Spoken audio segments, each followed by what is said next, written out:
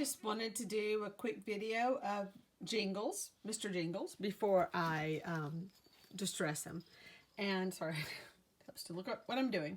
So on Mr. Jingles, I had these lovely, huge jingle bells that I added to him. And this is this little mouse that this is based on the character Mr. Jingles from The Green Mile by Stephen King. So from the movie, I never read the book.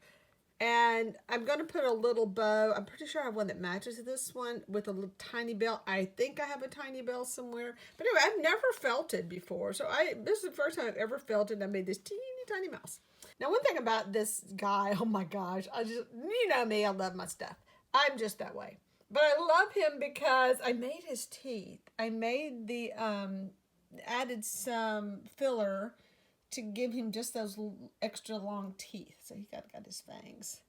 And painted over those. And somewhere in the making, I actually knocked that one down a little bit more than I wanted to.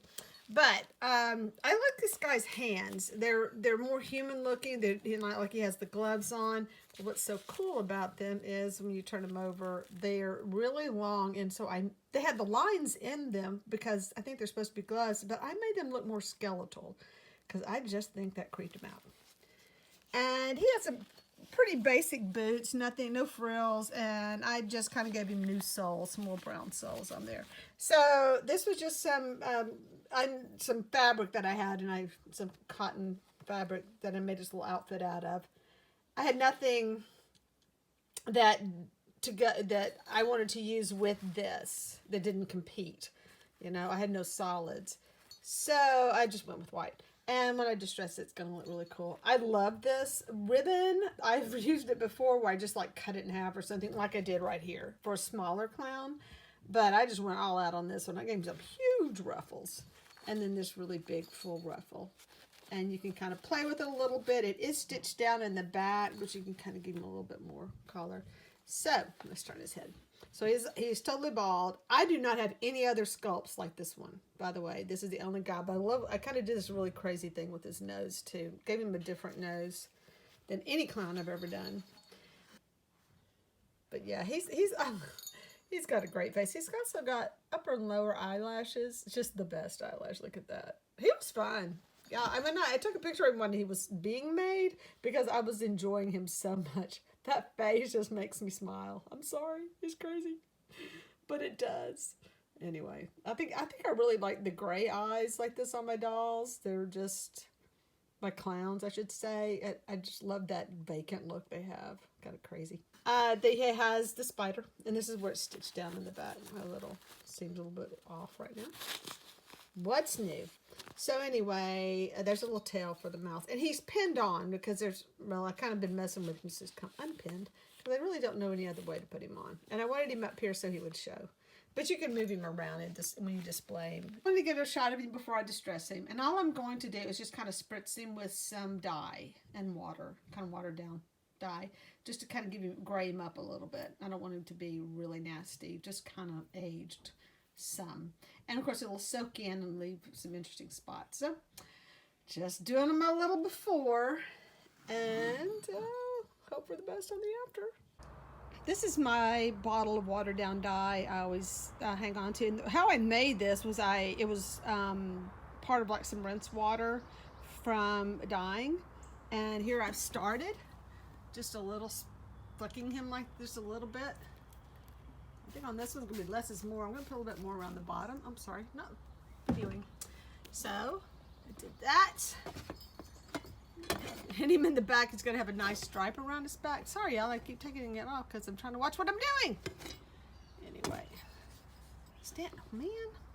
I'm going to put him on the ground so he doesn't have so far to fall. Because you know he's going to fall. And just kind of let it do its thing. So this is Jingles, all ready to go. And he has his little mouse. There it is, with his little bell on. So he's got his own little bell. Little Jingles has his bell as well. And he's got some stains on him now, so he looks a little bit more distressed. And he has just random spots. So little things that I did on him.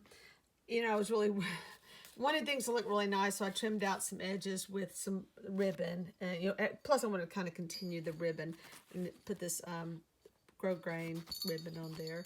These are, I love these bells. They're just so cool looking. They're all older bells. They were some Christmas decorations, and I like how they have tarnished. And look, he's got his little tiny bell on there. I put it on the back of his head because he looked kind of weird with it in the front. So anyway, he couldn't run around if he had it in the front. It'd be in his way. So here's my, here's his head. Now, you know, when I'm painting, I get a lot of like little dings and stuff in there. It's just what happens. And like right here is probably a paintbrush hair. Things you don't see until you have it under bright light and scrutiny. But, so that's this back. It's got little spots and stains all over. It's got a really good one right here. And then this spider. Now, oops. He is about, I think he's 16 inches tall. He's pretty standard size.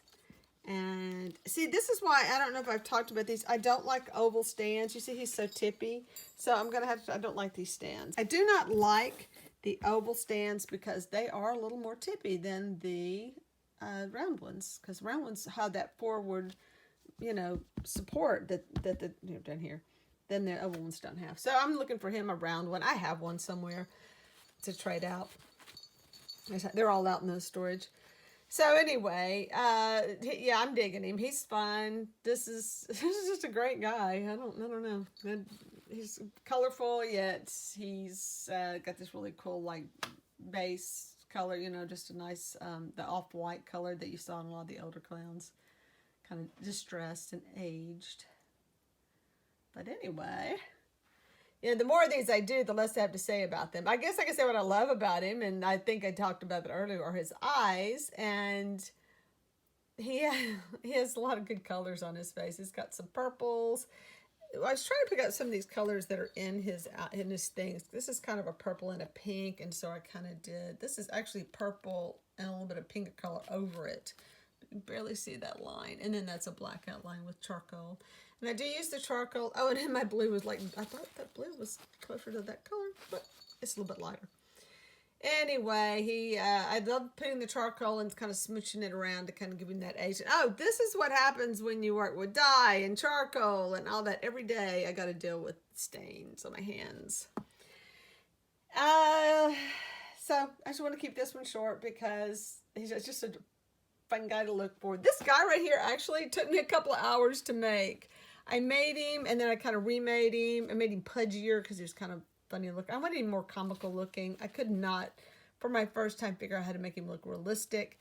But I did have these cute little glass eyes. I just happen to have some teeny tiny ones. I have a lot of weird stuff. And so that just worked out really for him, great for him. See, it's so nice to have a hoarded up bunch of stuff. Then you have little tiny eyes for your tiny mouse. Anyway, I hope you kind of goes home with some of my other clowns. They make such a great combination. And I'll try to put a picture here. And so you can see all three of them together. And so, you know, check them out on eBay. Enjoy. Thank you for watching.